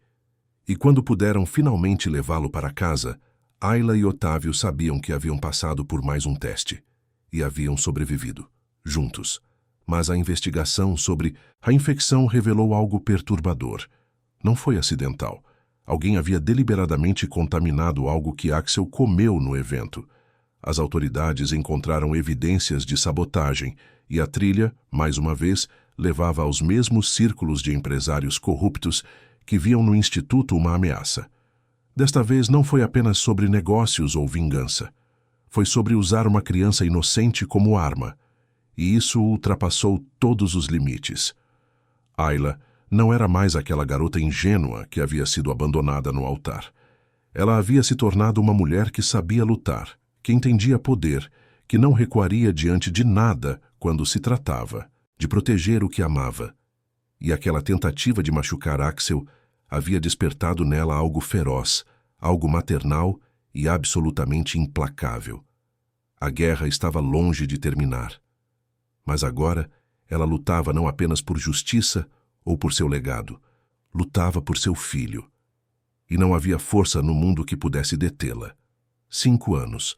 Haviam-se passado 5 anos desde aquele dia que deveria ter sido o casamento de Ayla Monteiro com Tiago Valença, e se tornou o início de uma transformação que ninguém, nem mesmo ela, poderia ter previsto. 5 anos que pareciam uma vida inteira condensada em cada dia, cada desafio, cada vitória arrancada com unhas e dentes de um sistema que insistia em mantê-la no lugar que ele achava apropriado para alguém como ela. Mas Ayla nunca foi de aceitar lugares definidos por outros. O Instituto Monteiro Valença tinha agora 23 sedes espalhadas por todo o Brasil, da Amazônia ao Rio Grande do Sul. Mais de 15.000 famílias haviam recebido moradia digna. Quase 2.000 jovens da periferia haviam se formado e construído carreiras sólidas na construção civil, arquitetura, engenharia e áreas relacionadas. Os números eram impressionantes, mas continuavam sendo apenas números. O que realmente importava eram as histórias, as vidas, as possibilidades que haviam sido criadas. Ayla estava em seu escritório no Instituto, revisando projetos para uma nova sede em Salvador, quando seu telefone tocou. Era um número desconhecido, mas algo a fez atender. Do outro lado da linha, uma voz que ela não ouvia há anos. Constança Valença. Preciso falar com você. Pessoalmente. É sobre algo que você precisa saber. Ayla hesitou. Todos seus instintos gritavam para desligar, para ignorar, para manter a distância que havia cuidadosamente construído. Mas havia algo na voz de Constança, uma fragilidade que ela nunca havia ouvido antes, que a fez reconsiderar. Elas se encontraram em um café discreto, longe de qualquer lugar onde pudessem ser reconhecidas facilmente. Constança chegou pontualmente, mas era uma versão diminuída da mulher que Ayla lembrava. Ela havia envelhecido visivelmente nos últimos anos, como se todas as maldades que havia semeado finalmente a estivessem consumindo por dentro. Obrigada por vir, Constança disse, a voz baixa. Eu sei que não mereço sua atenção. Você não merece, Ayla confirmou, sem rodeios. Então por que estou aqui? Constança respirou fundo, como se reunisse forças para o que estava prestes a dizer. Porque estou morrendo. E antes de partir, preciso que você saiba de algo que pode mudar tudo. Ayla sentiu um arrepio percorrer sua espinha. Não de satisfação pelo sofrimento de Constança, mas de apreensão pelo que viria a seguir. Há alguns meses recebi o diagnóstico. Um problema grave, sem cura possível. Os médicos me dão no máximo 1 ano, provavelmente menos. E passei esses meses revendo minha vida, todas as escolhas que fiz, todo o veneno que espalhei. Constança pausou, os olhos marejados. E percebi que fui uma pessoa terrível. Não apenas com você, mas com todos ao meu redor. Eu não vim aqui ouvir seu arrependimento de última hora, Ayla disse, mas sem crueldade. Sua voz era apenas factual, cansada. Eu sei. E não estou pedindo perdão. Estou aqui te contar sobre o testamento que preparei. Ayla ficou alerta. Havia sempre uma armadilha com os Valença, sempre um último golpe. Anos atrás, quando ainda tinha poder real sobre a empresa, quando Otávio ainda me ouvia, eu guardei uma fortuna considerável em uma conta offshore. Bilhões. Dinheiro que nem mesmo Otávio sabe que existe. E no meu testamento deixei tudo para você. Ayla não conseguiu esconder a surpresa. De todas as coisas que esperava ouvir, aquilo não estava na lista. Por quê? Porque há uma condição. Uma última tentativa de controle, eu admito. Constança se inclinou para a frente. Você só herda se fechar o Instituto Monteiro Valença, se abandonar publicamente todos os seus projetos sociais, se voltar a ser apenas mais uma mulher rica sem propósito maior. Ayla não precisou pensar. A resposta já estava dentro dela antes mesmo de Constança terminar de falar. Você realmente acha que eu trocaria tudo o que construí por dinheiro? Você realmente me conhece tão pouco assim, mesmo depois de tudo? Constança deu um sorriso triste, quase resignado. Não. Eu sabia que você recusaria. E é exatamente por isso que precisava fazer essa proposta. Porque quando você recusar publicamente uma fortuna bilionária para manter seus princípios, ninguém nunca mais poderá questionar suas motivações. Você terá a legitimidade absoluta que sempre mereceu. Ayla ficou em silêncio, processando aquilo. Era um plano típico de Constança, elaborado, com camadas. Mas desta vez, a intenção não era destruir, era, estranhamente, validar. Por que você está fazendo isso de verdade? Porque eu passei a vida inteira construindo paredes. E você as derrubou todas, sem nem mesmo tentar. Você transformou meu ex-marido em alguém melhor. Você criou algo que realmente importa. E eu desperdicei tudo. Constança limpou as lágrimas que finalmente caíram. Essa é minha última chance de fazer algo que não seja completamente destrutivo. Deixo você escolher, e deixo o mundo ver que tipo de pessoa você realmente é. Não houve abraços, não houve declarações de paz, mas houve algo que se aproximava de um entendimento mútuo. Duas mulheres que haviam sido inimigas, reconhecendo finalmente que lutavam guerras completamente diferentes. 3 meses depois, Constança faleceu. Seu testamento foi lido publicamente, como ela havia especificado que deveria ser. A fortuna bilionária foi oferecida a Ayla, com a condição de encerrar o instituto. E Ayla, diante de advogados, da imprensa, de testemunhas, fez sua escolha. Eu recuso esta herança. O Instituto Monteiro Valença não está à venda, não tem preço, e nunca terá, porque há coisas neste mundo que valem mais do que qualquer quantia de dinheiro. E construir um futuro melhor para quem nunca teve chance é uma delas. A reação foi exatamente o que Constança havia previsto. Mesmo aqueles que sempre duvidaram de Ayla, mesmo os que a chamavam de oportunista, tiveram que reconhecer. Ela havia recusado bilhões para manter seus princípios. Não havia argumento possível contra isso. A legitimidade que ela havia conquistado com trabalho agora era inquestionável. Doações para o Instituto triplicaram. Parcerias internacionais se multiplicaram. E, mais importante, a narrativa mudou definitivamente. Ayla não era mais vista como a mulher que casou por vingança. Era vista como a mulher que transformou tragédia em propósito. Mas com Constança finalmente fora do cenário, uma nova dinâmica familiar começou a se formar. Axel, que agora tinha 5 anos, era uma criança brilhante, curiosa, cheia de perguntas sobre tudo. E uma dessas perguntas, inevitavelmente, era sobre sua família, sobre seu meio-irmão que ele sabia que existia, mas nunca havia conhecido. Foi Mirella, a filha caçula que Ayla e Otávio haviam tido 2 anos após Axel, quem trouxe o assunto à tona de forma mais direta. Aos 3 anos, com aquela honestidade brutal que só crianças pequenas possuem, ela perguntou por que tinha um irmão que ela nunca via. Ayla e Otávio sabiam que esse momento chegaria. E haviam decidido muito antes que não mentiriam. Então sentaram as crianças, em uma linguagem apropriada para suas idades, e contaram a verdade.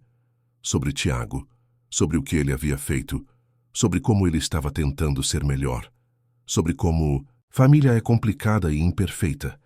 Eu quero conhecer ele, Axel disse, com aquela determinação que herdara da mãe. E você vai, quando for mais velho e puder entender tudo melhor, Ayla prometeu. E aí você vai decidir que tipo de relação quer ter com ele.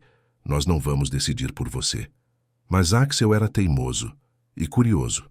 E quando descobriu onde Tiago trabalhava, ele fez algo que nenhuma criança de 5 anos deveria fazer. Pegou o dinheiro do cofrinho, pegou um ônibus e foi até lá sozinho. Quando Ayla descobriu que Axel estava desaparecido, o mundo parou. Era seu maior pesadelo, se concretizando. Ligou para Otávio, para a polícia, para todos que pudessem ajudar. 3 horas de pânico absoluto até que receberam a ligação. Axel estava com Tiago. Ela correu até lá, o coração aos pulos, sem saber o que encontraria. Quando chegou, viu Axel sentado em uma cadeira no escritório simples onde Tiago trabalhava como consultor para uma ONG pequena. Eles estavam conversando, Tiago visivelmente abalado, mas gentil, e Axel perfeitamente à vontade. Ele disse que é meu irmão. Axel falou assim que viu a mãe. E ele é legal. Não entendo por que você não quer que eu conheça ele. Ayla olhou para Tiago, que estava de pé, as mãos trêmulas, obviamente aterrorizado pelas possíveis consequências. Eu ia ligar, ele disse rapidamente, assim que ele apareceu aqui. Mas eu queria garantir que ele estava bem primeiro, que não estava assustado. Ayla puxou Axel para perto, verificou se estava bem, e então fez algo que surpreendeu até ela mesma. Convidou Tiago para jantar. Não porque eu te perdoei, não porque esqueci, mas porque meu filho tem direito de conhecer sua família, toda ela, e tomar suas próprias decisões quando for mais velho. Foi um jantar estranho, desconfortável em muitos momentos. Otávio e Tiago mal se falaram, anos de mágoas ainda muito presentes. Mas as crianças, Axel e Mirella, não carregavam esse peso. Elas apenas viram um tio que lhes comprou sorvete e contou histórias engraçadas. E talvez essa fosse a verdadeira vitória de Ayla. Não apenas construir algo grandioso, mas criar uma nova geração que não herdaria as feridas e os rancores, que teria a chance de começar limpa. Nos meses que se seguiram, lentamente, com muito cuidado, uma convivência mínima foi estabelecida. Tiago via as crianças uma vez por mês, sempre com supervisão, sempre em espaços neutros. Ele nunca tentou forçar mais do que isso, respeitando os limites que Ayla e Otávio estabeleciam. O instituto continuava crescendo. Ayla se tornou referência internacional em arquitetura social. Recebeu prêmios, honrarias, convites para palestrar ao redor do mundo. Mas nada disso mudou quem ela era na essência. Ela continuava indo pessoalmente visitar cada nova sede, conversando com cada família beneficiada, lembrando de onde veio e por que fazia o que fazia. Otávio, aos 78 anos, continuava ativo e surpreendentemente vigoroso. Ele havia se tornado uma espécie de patriarca benevolente do Instituto, usando décadas de experiência empresarial para abrir portas que de outra forma permaneceriam fechadas. E ele era um pai dedicado, presente de formas que nunca foi com Tiago. Em uma noite tranquila, 5 anos após tudo ter começado, Ayla e Otávio estavam na varanda de sua cobertura, observando São Paulo brilhar ao longe. As crianças dormiam, a casa estava em paz, e pela primeira vez em muito tempo, havia uma sensação de plenitude. Você já pensou em como seria sua vida se você tivesse simplesmente aceitado ser deixada no altar e seguido em frente? Otávio perguntou. Ayla sorriu, aquele sorriso que agora era mais comum, mais genuíno. Todo dia. Eu poderia ter me tornado amarga, poderia ter desistido, poderia ter acreditado no que todos diziam sobre mim. Mas aí eu não teria vocês. Ela gesticulou para a casa onde as crianças dormiam. Não teria o instituto, não teria descoberto do que sou realmente capaz. Você me salvou, Otávio disse, não pela primeira vez. Nós salvamos um ao outro, Ayla corrigiu. Você me deu os recursos. Eu te dei o propósito. Foi uma parceria. Foi mais do que isso. Otávio segurou a mão dela. Foi amor. Do tipo mais improvável, mais complicado, mais real que existe. E era verdade. Eles haviam começado como um acordo de negócios. Uma estratégia de 2 pessoas feridas tentando virar o jogo.